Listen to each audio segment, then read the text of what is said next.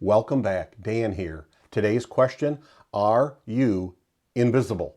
What do we mean invisible? Well, maybe you're cleaning after hours, after the office team is gone, your company comes in and you're getting no contact with the people that run the building.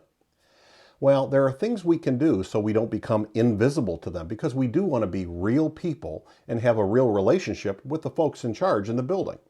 And so some ideas that you can work with are, number one, could you have a little bit of overlap? Sometimes folks don't want you there when they're cleaning, but even if you could come in maybe 15 minutes early, the site supervisor or one of the cleaners, just to touch base for a few minutes with the contact, see if they need anything done, see how things are going.